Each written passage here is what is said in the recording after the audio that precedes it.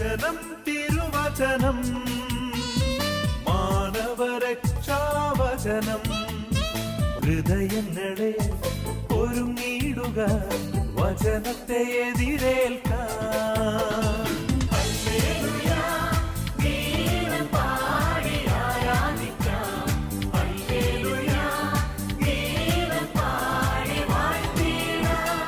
യേശുവിലെ സ്നേഹം നിറഞ്ഞ മാതാപിതാക്കന്മാരെ, യുവതിമക്കളെ, കുട്ടികളെ, നമ്മൾ ക്രിസ്തുവിനെ മറ്റുള്ളവർക്ക് കൊടുക്കുവാനായിട്ട് തയ്യാറാകണം.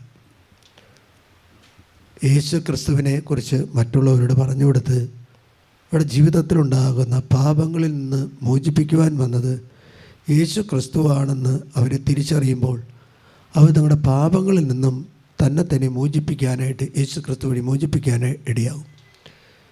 ഒരു കുടുംബത്തിൽ ഒരു വ്യക്തി രോഗിയാണെങ്കിൽ ആ രോഗിയായിരിക്കുന്ന വ്യക്തി ക്രിസ്തുവിനെക്കുറിച്ച് അറിയുമ്പോൾ, സൗഖ്യദായകനായെക്കുറിച്ച് അറിയുമ്പോൾ ആ വ്യക്തി രോഗത്തിൽ നിന്ന് സൗഖ്യം നേടുവാനായിട്ട് ഇടയിടും. Hallelujah, hallelujah. നമ്മോടൊപ്പം ഒരു ദൈവമുണ്ടെന്നുള്ളൊരു ചിന്ത നമുക്കുണ്ടെങ്കിൽ, നമ്മോടൊപ്പം മാത്രമല്ല ലോകാവസാനം വരെ നമ്മോടൊപ്പം യേശു ഉണ്ടാകുമെന്നാണ് യേശു പറയുന്നത്. അതാണ് ഇമ്മാനുവേൽ പ്രൊഫസി. നമ്മളിന്ന് വായിച്ച സുവിശേഷത്തിൻ്റെ ആദ്യ ഭാഗത്തിൽ ഒന്നാമത്തെ അധ്യായം 1-ാമത്തെ തിരുവചനത്തിൽ ഇപ്രകാരം പറയാണ്: അബ്രാഹത്തിൻ്റെ പുത്രനായ ദാവീദിൻ്റെ പുത്രൻ യേശു ക്രിസ്തുവിൻ്റെ വംശാവലി ഗ്രന്ഥം. അബ്രാഹത്തിൻ്റെ പുത്രനായ ദാവീദിൻ്റെ പുത്രൻ. എന്തിനാണ് അബ്രാഹത്തിൻ്റെ പുത്രനായ ദാവീദിൻ്റെ പുത്രൻ എന്ന് പറയുന്നത്? എന്തായിരിക്കും? അബ്രാഹം തൻ്റെ ഏക മകനായ ഇസഹാക്കിനെ ബലി ചെയ്യാൻ മോറിയ മലയിൽ കൊണ്ടുചെന്നു. അവന് ഏക മകനാണ്ടായിരുന്നുള്ളൂ. പക്ഷേ ദൈവം പറഞ്ഞതനുസരിച്ച് തൻ്റെ മകനെ മോറിയ മലയിൽ വെച്ച് ബലി ചെയ്യാനായിട്ട് കൊണ്ടു ചെല്ലുമ്പോൾ ദൈവം അവിടെ വെച്ച് ചെയ്ത ഒരു വാഗ്ദാനം ഈ ക്രിസ്തുവിൻ്റെ ജനനത്തിലുണ്ടെന്ന് പറയാൻ വേണ്ടിയാണ് മത്തായി സുവിശേഷം പറയാണ് അബ്രാഹത്തിൻ്റെ പുത്രനായ ദാവീദിൻ്റെ പുത്രൻ. അല്ലെങ്കിൽ പറയേണ്ട ആവശ്യമില്ല, ദാവീദിൻ്റെ പുത്രൻ. അപ്രകാരം പറയാണ് പുറപ്പാടിൻ്റെ ഉൽപ്പത്തി പുസ്തകം 22-ാമത്തെ അധ്യായം 16-ഉം 17-ഉം തിരുവചനത്തിൽ, പ്രത്യേകിച്ച് 17-ാമത്തെ തിരുവചനത്തിൽ പറയാണ്: ഞാൻ നിന്നെ സമൃദ്ധമായി അനുഗ്രഹിക്കും, നിന്റെ സന്തതികളെ ആകാശത്തിലെ നക്ഷത്രങ്ങൾ പോലെയും കടൽ തീരത്തിലെ മണത്തരി പോലെയും ഞാൻ വർദ്ധിപ്പിക്കും. ശത്രുവിന്റെ നഗര കവാടങ്ങൾ അവർ പിടിച്ചെടുക്കും. നീ എന്റെ വാക്ക് അനുസരിച്ചതുകൊണ്ട് നിന്റെ സന്തതിയിലൂടെ ലോകത്തിലെ ജനതകളെല്ലാം അനുഗ്രഹിക്കപ്പെടും. അപ്പോൾ ലോകത്തിലെ ജനതകളെല്ലാം അനുഗ്രഹിക്കപ്പെടുന്നത് എങ്ങനെയാണെന്ന് വെച്ചാൽ അത് യേശു ക്രിസ്തുവിലൂടെയാണ്. രണ്ടാമത് നമ്മൾ സാമുവേലിൻ്റെ പുസ്തകം 7-ഉം 8-ഉം അധ്യായത്തിൽ, പ്രത്യേകിച്ച് 7-ാം അധ്യായത്തിൽ ദേവാലയം പണിയാനായിട്ട് ആഗ്രഹിക്കുന്ന ദാവീദിനോട് കർത്താവ് പറയുന്നുണ്ട്: നിൻ്റെ കുലത്തിൽ നിന്നും ഒരു മകൻ ഈ ലോകത്തെ രക്ഷിക്കാനായിട്ട് വരും, അത് യേശു ക്രിസ്തു. അതാണ് രണ്ടാമത് പറയുന്നത്, ദാവീദിൻ്റെ പുത്രനായ യേശു ക്രിസ്തു. എന്താണ് യേശു ക്രിസ്തു? കഴിഞ്ഞ ദിവസം ഈ ക്രിസ്ബോൺ ഇവിടെ നടന്നുകൊണ്ടിരിക്കുമ്പോൾ പാലക്കാട് ടൗണിൽ ഇന്നലെ ക്രിസ്ബോൺ നടന്നു. അപ്പോൾ അനേകം ആളുകളത് പങ്കെടുത്ത്, ബാപ്പാമാരും ഒക്കെ. അത് കഴിയുന്ന സമയത്ത് ഞാനൊന്ന് കാണാൻ വേണ്ടി ചെന്നു. ഞാൻ കണ്ട് കുറച്ച് കഴിഞ്ഞപ്പോൾ ഇറങ്ങിപ്പോരുമ്പോൾ നല്ല തിരക്കുണ്ട്. ഒരു 8:15 സമയമായി. അവിടെ വണ്ടി കയറുന്ന ഒരു എൻട്രൻസിൽ വന്നപ്പോൾ അവിടെ പോലീസ് ഉദ്യോഗസ്ഥന്മാർ നിയന്ത്രിക്കുന്നുണ്ട്, അവർ നോക്കുന്നുണ്ട്, അനേകം ആളുകളുള്ളതുകൊണ്ട്. ഒരു വണ്ടി വരുന്നതുകൊണ്ട് ഞാനൊന്ന് ഒന്ന് വഴി മാറി കൊടുക്കാമെന്ന് വിചാരിച്ചപ്പോൾ ഒരു പയ്യൻ വന്നിട്ട് എന്നോട് പറഞ്ഞു: അച്ഛൻ എന്നെ ഓർക്കുന്നുണ്ടോ എന്ന് ചോദിച്ചു. ഞാൻ പറഞ്ഞു: ഓർക്കുന്നുണ്ടോ എന്ന് ചോദിച്ചാൽ നമുക്കതിനെ പറയാൻ പറ്റുമോ? നല്ല വലിയ വെളിച്ചൊന്നുമില്ല, കാരണം ഗ്രൗണ്ടിൽ നിന്ന് കയറി. അവൻ പറഞ്ഞു: ഞാൻ കല്യാണം കഴിക്കാൻ വേണ്ടി ആഗ്രഹിച്ചാണ്, പക്ഷെ കല്യാണം നടന്നില്ല. ഞാനിപ്പോൾ കല്യാണം ഉറപ്പിച്ച് കല്യാണം നടക്കാൻ പോവാണ്. എനിക്ക് ഒരു ജോലിയും കിട്ടി, ഞാൻ കോട്ടയത്ത് എവിടെയോ ജോലി ചെയ്യുകയാണ്. അതുകൊണ്ട് എനിക്ക് അവിടെ നിന്ന് ലീവ് കിട്ടില്ല. ഞാനവിടെ 2 ദിവസം ശുശ്രൂഷയിൽ പങ്കെടുത്ത് പ്രാർത്ഥിച്ച് കഴിഞ്ഞപ്പോൾ എൻ്റെ കല്യാണം ഉറച്ചു. ഈ ക്രിസ്മസ് കഴിയുമ്പോൾ കല്യാണം നടക്കാൻ പോവാണ്. അപ്പോൾ അച്ഛൻ ഇതൊന്ന് അവരോട് പറയണം, എൻ്റെ കല്യാണം ബുദ്ധിമുട്ടുണ്ടായിരുന്നു, കല്യാണം നടക്കാതെ ഇരുന്നു, ആ കല്യാണം നടക്കാൻ പോവാണെന്ന് പറയണം. അപ്പോൾ അവൻ പറയുന്ന പ്രകാരം എനിക്ക് തിരക്കായതുകൊണ്ട് ഒന്ന് സാക്ഷ്യപ്പെടുത്താനായിട്ട് അച്ഛൻ സാക്ഷ്യപ്പെടുത്തും. എനിക്ക് ഇഷ്ടപ്പെട്ടു. കാരണം അവന് തിരക്കായി. കാരണം എന്താ, ബുദ്ധിമുട്ട് അവൻ്റെ മാറി, ബുദ്ധിമുട്ട് മാറി. പോലീസ് ഉദ്യോഗന്മാർ 4-5 ഉദ്യോഗസ്ഥർ, 5-6 ഉദ്യോഗസ്ഥന്മാർ നിൽക്കുന്നതിൻ്റെ ഇടയ്ക്കാണ് ഒരു കാര്യം പറയാം എൻ്റെ ഫാദർ. എൻ്റെ തിരിച്ചാ ഫുട്പാത്തിലേക്ക് നിർത്തിയിട്ടാണ് പറഞ്ഞത്. അല്ലേലിയ, അവൻ വിവാഹ തടസ്സം നേരിടുന്നവനായിരുന്നു, ജോലിയില്ലാത്തവനായിരുന്നു. അവൻ ക്രിസ്തുവിനെക്കുറിച്ച് കേട്ടു. ക്രിസ്തു രക്ഷകനായിരുന്നു. ആ രക്ഷകനെ കേട്ടപ്പോൾ അവൻ്റെ ആ തടസ്സ ശക്തി ആ രക്ഷകനിലൂടെ ഇല്ലാതായി. അല്ലേലിയ. ഒരു 2-3 ആഴ്ച മുമ്പ് ഞാൻ അവിടെ നിന്ന് പൂട്ടി ഒരു 8 മണി സമയത്ത് 8-10 ഇറങ്ങിപ്പോകുമ്പോൾ ഒരു ഫോൺ വന്നു. അത് 1-2 പ്രാവശ്യം ഇങ്ങനെ വിളിച്ചുകൊണ്ടിരിക്കാം. ഞാനിപ്പോൾ ഈ നിരന്തരമായിട്ട് വിളിക്കുന്നതുകൊണ്ട് ഞാൻ ഫോൺ എടുത്തപ്പോൾ ഒരു ചേച്ചിയാണ് അപ്പുറത്ത്. അച്ഛാ, എനിക്ക് മക്കളില്ലാതിരുന്നു. എനിക്ക് വർഷങ്ങളായിട്ട് മക്കളില്ല. ഞാൻ കല്യാണം കഴിച്ചു. ഞാൻ ക്രൈസ്തവ സ്ത്രീയാണ്. എനിക്ക് മക്കളില്ലാതെ അവിടെ നിന്ന് പ്രാർത്ഥിച്ചതിൻ്റെ ഫലമായിട്ട് എനിക്ക് ആദ്യത്തെ ഒരു കുട്ടിയെ കിട്ടി. ആൺകുട്ടിയാണ്. ആ കുട്ടിക്ക് 2.5 വയസ്സുണ്ട്. ഇപ്പോൾ 2ാമത്തെ കുട്ടി എനിക്ക് ജനിച്ചിരിക്കുകയാണ്. ഇപ്പോഴാണ് ഞാൻ ഓർക്കുന്നത്. കാരണം ഞാൻ 2 കുട്ടികളെയും ജനിച്ച സമയത്ത് 2 കുട്ടികളും പ്രാർത്ഥന വഴിയായിട്ട് ജനിച്ചത്. ആദ്യത്തെ കുട്ടി ജനിക്കുമ്പോഴും 2ാമത്തെ കുട്ടി ജനിക്കുമ്പോഴും എനിക്ക് മാനസികമായിട്ടൊരു ഡിപ്രഷനുണ്ട്. ആ മാനസികമായ ഡിപ്രഷൻ കൂടിയൊന്നും മാറാൻ പ്രാർത്ഥിക്കണം അച്ഛാ. ഞാൻ വന്ന് അവിടെ സാക്ഷ്യപ്പെടുത്താം. അപ്പോൾ ആദ്യത്തെ കുട്ടി തടസ്സങ്ങളുണ്ടായിരുന്നു. വന്ന് പ്രാർത്ഥിച്ചു. വചനം കേട്ടപ്പോൾ ആ കുട്ടിക്ക് ജന്മം നൽകി. ആ കാര്യം മറന്നുപോയി. 2ാമത്തെ കുട്ടി ജനിച്ചു. 2ാമത്തെ കുട്ടി ഈ ഇടയ്ക്ക് 2.5 കൊല്ലം കഴിഞ്ഞ് 2ാമത്തെ കുട്ടി ജനിച്ചപ്പോഴാണ് സ്ത്രീ അറിയുന്നത്, എനിക്ക് കർത്താവ് മക്കളെ തന്നെങ്കിലും എൻ്റെ മാനസിക വിഭ്രാന്തി അല്ലെങ്കിൽ മാനസികമായിട്ട് സംഘർഷം കർത്താവ് എടുത്ത് മാറ്റിയിട്ടില്ല. അച്ഛൻ അതിനു വേണ്ടി ഒന്ന് പ്രാർത്ഥിക്കണം. ഞാൻ ഇനി വന്ന് കൊച്ചുങ്ങളെ കൊണ്ടുവന്ന് സാക്ഷ്യപ്പെടുത്താം. അതുകൊണ്ട് ഇപ്രകാരം പറയും, യേശു ക്രിസ്തു എന്ന 2 വാക്കാണ്. അതിലൊരു വാക്ക് ഇപ്രകാരമാണ്. ഇന്നത്തെ സുവിശേഷ ഭാഗത്തിൽ ഇപ്രകാരം പറയാണ്, അവൾ ഗർഭം ധരിച്ച് ശിശുവിനെ പ്രസവിക്കും, നീ അവന് യേശു എന്ന പേരിടണം. യേശു എന്ന പേരിൻ്റെ അർത്ഥം എന്താണ്? നമ്മൾ യേശുവിനെ കൊടുക്കണം എന്ന് പറഞ്ഞതിൻ്റെ കാരണം എന്താണെന്ന് വെച്ചാൽ, ഈ യേശുവിനെ കുറിച്ച് നമ്മൾ മാത്രമല്ല മനസ്സിലാക്കേണ്ടത്, ലോക ജനതകളെല്ലാം യേശുവിനെ മനസ്സിലാക്കണം. കാരണം എന്താണെന്ന് അറിയാമോ? യേശു ക്രിസ്തു ഏക രക്ഷകൻ. തൊട്ടടുത്തുനിന്ന് വചനം വായിച്ച്, അവൻ തൻ്റെ ജനതകളുടെ പാപങ്ങളെല്ലാം മോചിക്കും. ഹല്ലേലൂയ. അപ്പോൾ യേശു എന്നത് രക്ഷകനാണോ പാപവിമോചകനാണോ? അതുകൊണ്ടാണ് യേശുവിനെ കൊടുക്കണമെന്ന് പറഞ്ഞത്.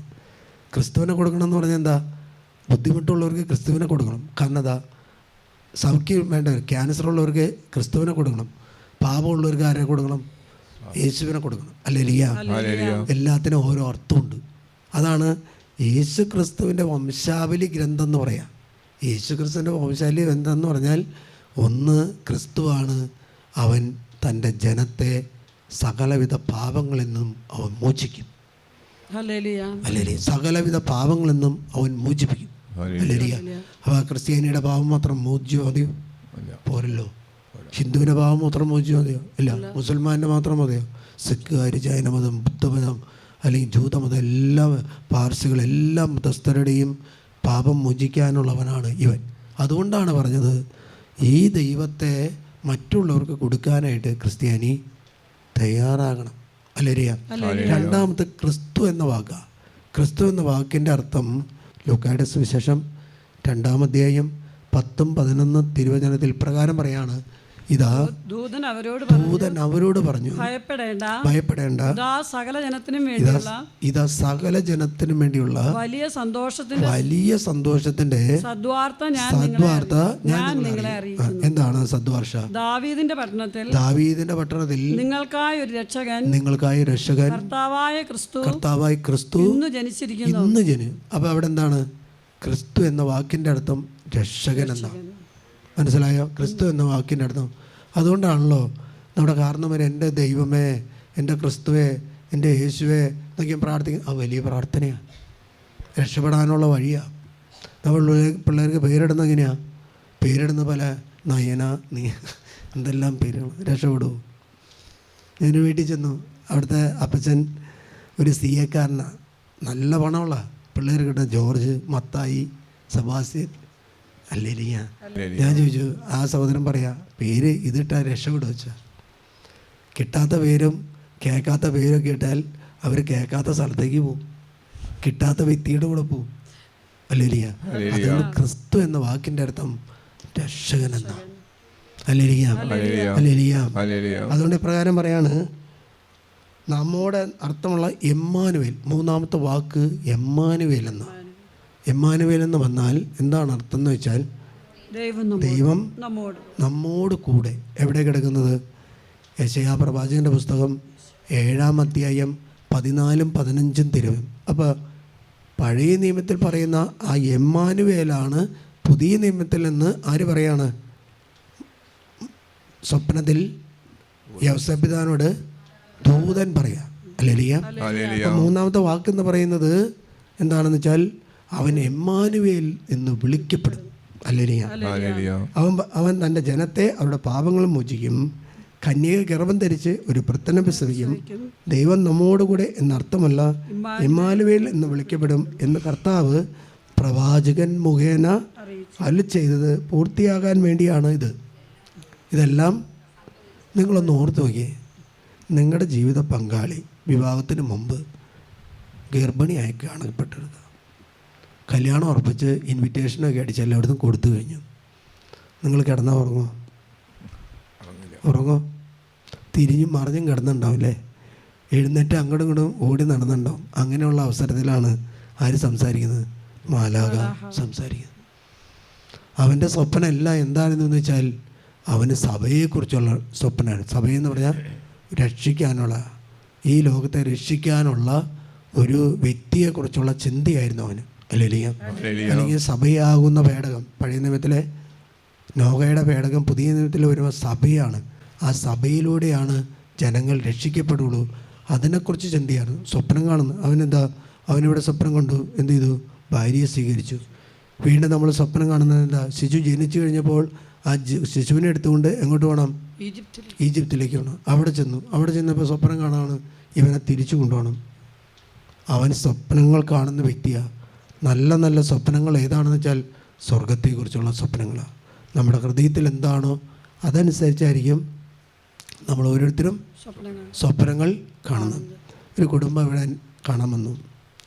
ആ കുടുംബം വന്നപ്പോൾ ആ ഒരു വചന അതുകൂടി വയ്ക്കാം. എമ്മാനുവേൽ, യെശയ്യാ പ്രവാചകൻ്റെ പുസ്തകം 17-14 കൂടി വായിക്കാം. അതുപോലെ തന്നെ മത്തായി 28-21 വായിക്കാം. അവിടെ പ്രകാരം പറയാം, ഞാൻ നിങ്ങളോട് കൂടി ലോകാവസാനം വരെ ഉണ്ടായിരിക്കും. അതാണ് എമ്മാനുവേൽ പ്രൊഫസി. നമ്മോട് കൂടി എന്നും ദൈവം ഉണ്ടായിരിക്കും. നമ്മൾ നോക്ക്, മോസസിൻ്റെ കൂടെ ഉണ്ടായിരുന്നു അല്ലേ? ജോഷുവയുടെ കൂടെ ഉണ്ടായിരുന്നു, യെശയ്യായുടെ കൂടെ ഉണ്ടായിരുന്നു, എസെക്കിയേലിൻ്റെ കൂടെ ഉണ്ടായിരുന്നു, ദാനിയേലിൻ്റെ കൂടെ ഉണ്ടായിരുന്നു, ആമോസിൻ്റെ കൂടെ ഉണ്ടായിരുന്നു. എല്ലാവരുടെയും കൂടെ ദൈവമുണ്ട്. വായിക്ക്. ഞാൻ യുഗാന്തം വരെ എന്നും ഞാൻ നിങ്ങളോട് കൂടെ ഉണ്ടായിരിക്കും. യുഗാന്തം വരെ, ലോകാവസാനം വരെ. അടുത്തത് വായിക്ക്. അതിനാൽ കർത്താവ് തന്നെ നിനക്ക് അടയാളം തരും, യുവതി ഗർഭം ധരിച്ച് ഒരു പുത്രനെ പ്രസവിക്കും, അവൻ ഇമ്മാനുവേൽ എന്ന് വിളിക്കപ്പെടും. അല്ലേലിയ. ഒരു കുടുംബം ഇവിടെ കാണാൻ വന്നു. നമ്മൾ സാധാരണ പറയാറുണ്ട്, നമ്മൾ പറയുന്ന കാര്യം ഇതാണ്, നമ്മൾ ആഭിചാര പ്രവൃത്തികളൊന്നും ക്രിസ്ത്യാനികളായി നമ്മൾ ഓരോരുത്തരും ചെയ്യരുത്. അപ്പോൾ ഇവരോട് ചോദിച്ചു വന്നപ്പോൾ ഇവർ പറഞ്ഞു അവർ നാളൊക്കെ നോക്കിയിട്ടുണ്ട്, അത് വലിയ തെറ്റൊന്നുമല്ല എന്ന് പറഞ്ഞ് അങ്ങനെ ചിന്തിച്ചു പോയി. കാരണം ക്രിസ്തുവിനെ കുറിച്ച് അറിയുമ്പോഴാണ് മറ്റുള്ള വിജാതി ദേവന്മാരെ ആരാധിക്കുന്നത് പാപമാകുന്നു. അല്ലേലിയ. പ്രത്യേകിച്ച് ക്രിസ്ത്യാനിയായ വ്യക്തി മറ്റ് ആചാരങ്ങളിലൊക്കെയോ മറ്റ് മേഖലയിലേക്കോ പോകുന്നത് ഗൗരവമായ തെറ്റാണ്. കാരണം ഇവൻ രക്ഷകനാണ്, ഇവൻ പാപവിമോചകനാണ്, ഇവൻ എമ്മാനുവേലാണ്, ഇവൻ മിശിഹായാണ്. അല്ലേലിയ. ഞാൻ ആ സഹോദരനോട് ചോദിച്ചു പറഞ്ഞു, ഒരു 1.5-2 മണിക്കൂർ കഴിഞ്ഞപ്പോഴാണ് പറയുന്നത്. ചോദിച്ച് പറഞ്ഞപ്പോൾ പറയാം, ഞങ്ങളൊരു സ്ഥലം മേടിച്ചു, വീട് പണിയാൻ നോക്കുമ്പോൾ ഞങ്ങളുടെ കൂട്ടുകാരെല്ലാം അക്രൈസ്തവരായിരുന്നു. അവർ പറഞ്ഞു, സുഖകരമായ ഒരു ജീവിതം കിട്ടണമെങ്കിൽ നീ എന്ത് ചെയ്യണമെന്ന് അറിയാമോ? ഇവിടെ ഒരു ഗണപതി ഹോമം ചെയ്യണം. അവൻ ചെയ്തിട്ട് എന്ത് ചെയ്തെന്ന് വെച്ചാൽ ഗണപതി ഹോമം ചെയ്തു. തരിപ്പണമായി ഇന്ന്.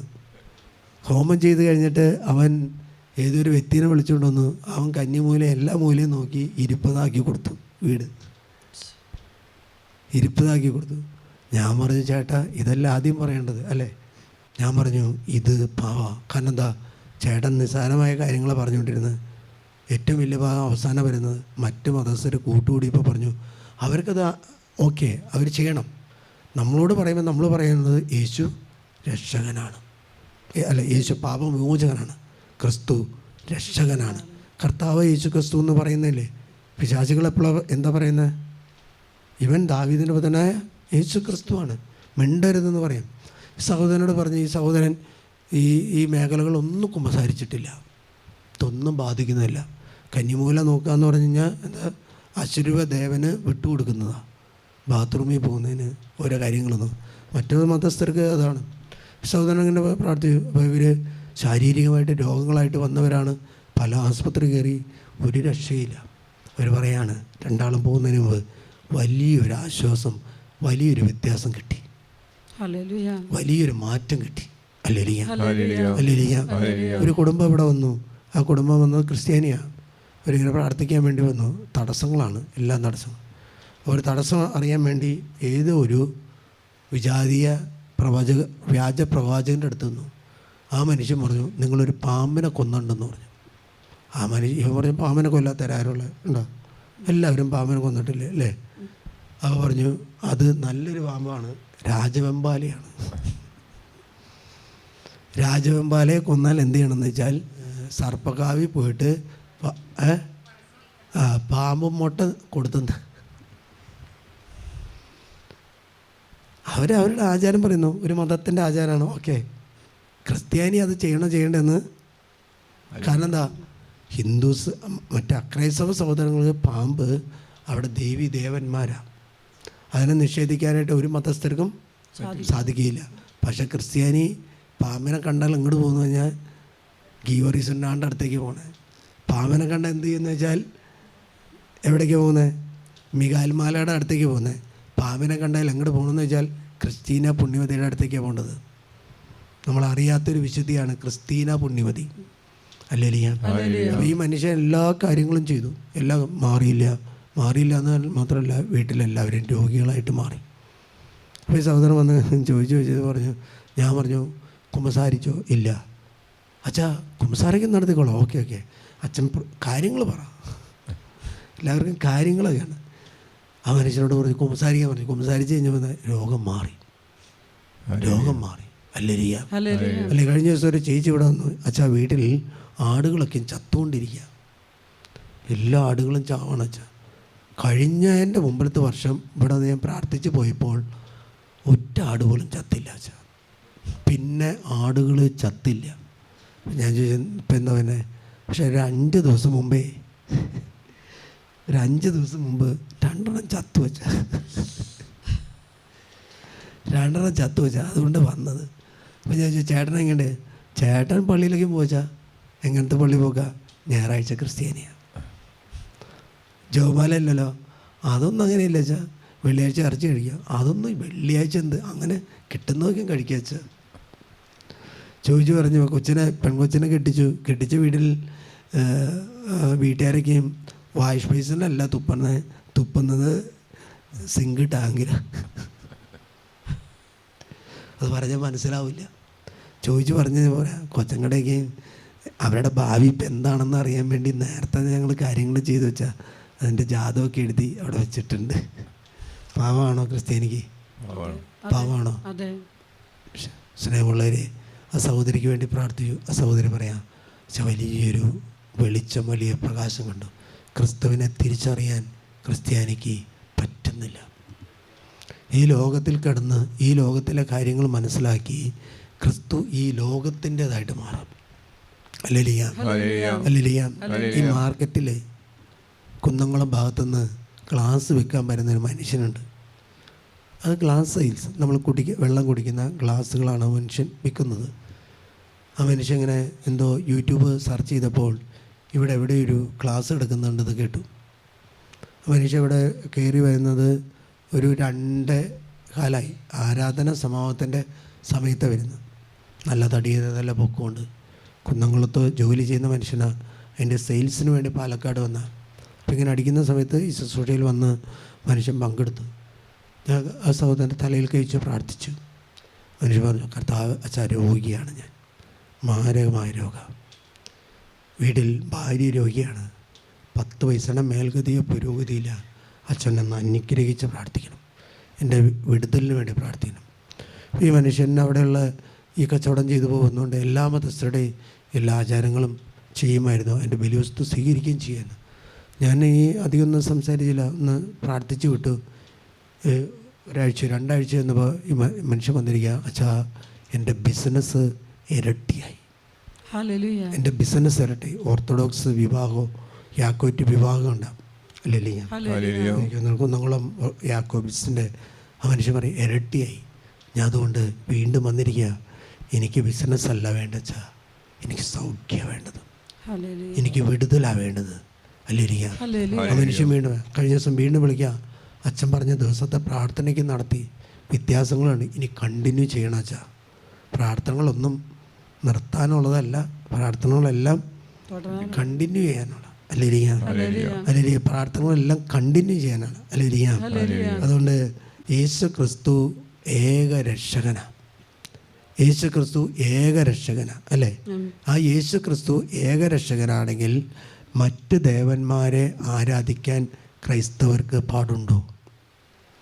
യേശു ഏക രക്ഷകനാണെങ്കിൽ മറ്റ് ദൈവങ്ങളെ ആരാധിക്കാനായിട്ട് ക്രൈസ്തവർക്ക് പാടുണ്ടോ?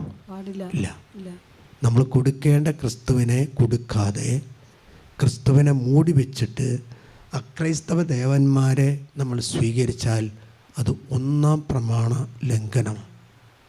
അത് നമ്മുടെ കുടുംബങ്ങളെ ഇല്ലാതാക്കും, അത് കുടുംബങ്ങളെ അറ്റുപോകും.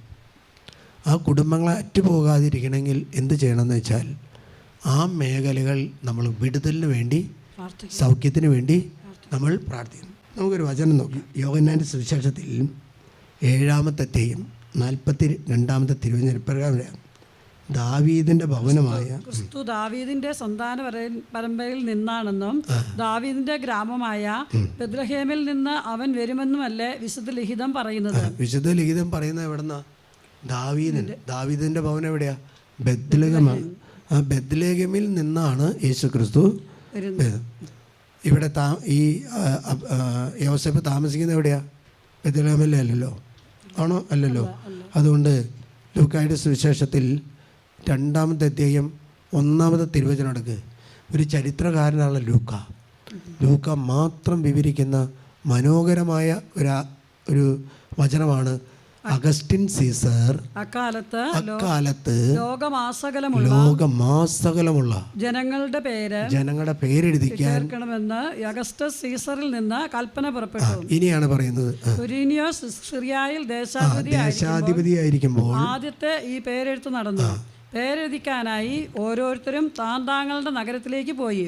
ജോസഫ് ദാവീദ്. ഞാൻ പാലക്കാട് ലോകം മുഴുവൻ സെൻസസ് എടുക്കാണ്. ഞാൻ എറണാകുളം രൂപതയിൽ എറണാകുളം ജില്ലയിൽ ചേരാനല്ലൂരുള്ളതായതുകൊണ്ട് വോട്ടിങ്ങിനോ അല്ലെങ്കിൽ സെൻസസ് എടുക്കുമ്പോൾ ഞാൻ എന്ത് ചെയ്യണം? ഞാൻ എൻ്റെ സ്ഥലത്ത് പോയി ചെയ്യണം അല്ലെങ്കിൽ ഒരു ജോലിക്ക് വേണ്ടി ഒരാൾ തമിഴ്നാട്ടിൽ പോയിരിക്കുക. അപ്പോൾ ലോകമാസകലം ഒരു ഇലക്ഷനോ അല്ലെങ്കിൽ എന്തെങ്കിലും സെൻസസ് എടുക്കുകയാണ്. അവിടെ സെൻസസ് കൊടുക്കാൻ പറ്റില്ലല്ലോ. കൊടുക്കാൻ പറ്റുന്ന താങ്കളുടെ നഗരത്തിലേക്ക് തിരിച്ചു വിടാം. അങ്ങനെ ഇത് ജോസഫിനെ ഈ ബെത്ലഹേമിലേക്ക് കൊണ്ടുപോകാൻ വേണ്ടി ദൈവം ചെയ്തൊരു കാര്യം എന്താണെന്ന് വെച്ചാൽ അഗസ്റ്റിൻ സീസറിൻ്റെ ഉള്ളിൽ കൊടുക്കുകയാണ് ലോകമാസകലമുള്ള ഒരു ജനത്തിൻ്റെ പേരെഴുതി ചേർക്കുക അല്ലെങ്കിൽ ജനസംഖ്യ എടുക്കുക. അപ്പോൾ ദാവീദിൻ്റെ കുലത്തിൽ പിറന്നവനായ ജോസഫ് ദാവീദിന്റെ കുടുംബത്തിലും വംശത്തിലും പെട്ടവനായിരുന്നതിനാൽ പേരെഴുതിക്കാനായി ഗലീലിയിലെ പട്ടണമായ നസ്രത്തിൽ നിന്ന് യൂദയായിലെ ദാവീദിന്റെ പട്ടണമായ ബെത്ലഹേമിലേക്ക് ഗർഭിണിയായ ഭാര്യ മറിയത്തോടു കൂടെ പോയി. ഭരണത്തോടു കൂടി കൊണ്ടുപോയി. അവിടെ ആയിരിക്കുമ്പോൾ അവൾക്ക് പ്രസവ സമയം അടുത്തു. അവൾ തന്റെ കടിഞ്ഞൂൽ പുത്രനെ പ്രസവിച്ചു. പുത്രനെ പ്രസവിച്ചു. അവനെ പിള്ളക്കച്ചുകൊണ്ട് പൊതിഞ്ഞ് പിള്ളക്കച്ചുകൊണ്ട് പൊതിഞ്ഞ് പുൽത്തൊട്ടിയിൽ കിടത്തി, കാരണം സത്രത്തിൽ അവർക്ക് സ്ഥലം ലഭിച്ചില്ല. ഹല്ലേലൂയ. സത്രത്തിൽ അവർക്ക് സ്ഥലം. അപ്പോൾ കണ്ടോ, ഈ ദൈവം ചെയ്യുന്ന പരിപാടി എന്ന് വെച്ചാൽ അത് രാജാക്കന്മാരിലൂടെ ചെയ്യുക. അല്ല, ആ രാജാക്ക ആരായിരുന്നു? അഗസ്റ്റിൻ സീസറിൻ്റെ കാലഘട്ടത്തിലാണ് ഈശോയുടെ ജനനമെന്ന് ലൂക്കാസ് സുവിശേഷം വിളിച്ചു പറയാം. ഏറ്റവും കൂടുതൽ എന്ന് പറഞ്ഞാൽ പിശാച് പരിശ്രമിക്കുന്ന എന്താണെന്ന് വെച്ചാൽ ക്രിസ്തുവിനെ മനുഷ്യ ഹൃദയങ്ങളിൽ നിന്നും ഇല്ലാതാക്കുക. അപ്പോൾ നിങ്ങൾ നോക്കി, സത്യപ്രതിജ്ഞ പോലും തോമസിലയുടെ മേലിൽ ചെയ്യാൻ പാടില്ല, മറ്റൊരു ദേവൻ്റെ മേലിലും സത്യപ്രതിജ്ഞ ചെയ്യാമല്ല. സത്യപ്രതിജ്ഞ ചെയ്യുന്ന ഏക നാമം ദൈവനാമം. തോമസിലയുടെ പേരിലോ അല്ലെങ്കിൽ ഫ്രാൻസിസ് ദേവൻ്റെ പേരിലോ സത്യപ്രതിജ്ഞ ചെയ്താൽ തെറ്റാ. കാരണം എന്താ? ദൈവത്തിൻ്റെ നാമത്തിൽ മാത്രമേ സത്യപ്രതിജ്ഞകൾ. ഇപ്പോൾ ജനങ്ങൾ ചെയ്തു കൊടുക്കുന്ന കാര്യം എന്താ? എല്ലാവരും അവരുടെ ദേവന്മാരെ ദേവിമാരെ വിളിച്ച് സത്യപ്രതിജ്ഞ ചെയ്തുകൊണ്ടിരിക്കുക. ദൈവം ഒന്നേ ഉള്ളൂ, ദൈവം ഒന്നേ ഉള്ളൂ. അല്ലേ? ദൈവത്തിൻ്റെ പുത്രനായതുകൊണ്ട് യേശു ക്രിസ്തുവിൻ്റെ പേര് വേണമെങ്കിൽ പറയാം. പക്ഷേ മറ്റ് വിശുദ്ധന്മാരുടെ അല്ലെങ്കിൽ അമ്മയോ പരിശുദ്ധ അമ്മയോട് വലിയൊരു ഭക്തി ഉള്ളതുകൊണ്ട് അമ്മയുടെ നാമത്തിൽ സത്യപ്രതിജ്ഞ എടുക്കാം. അല്ലേ? പറ്റില്ലല്ലോ. അല്ലേ? അതുകൊണ്ട് ചില രാജ്യങ്ങളിൽ ഇപ്പം നമുക്കറിയാം, മന്ത്രിമാർ സത്യപ്രതിജ്ഞ ചെയ്യുമ്പോൾ ദൃഢപ്രതിജ്ഞ ചെയ്യുന്നവരുണ്ട്. അവർ ദൈവത്തിൽ വിശ്വാസം ഇല്ല. ഭരണകർത്താക്കളെ നൽകുന്നത് ദൈവമാണ്. ദൈവമാണ് ഭരണകർത്താക്കളെ നൽകുന്നതെങ്കിൽ അവിടെ സമാധാനം സന്തോഷവും ഉണ്ടാവും. ആ ദൈവമാണ് ആ നാട് ഭരിക്കുന്നത്.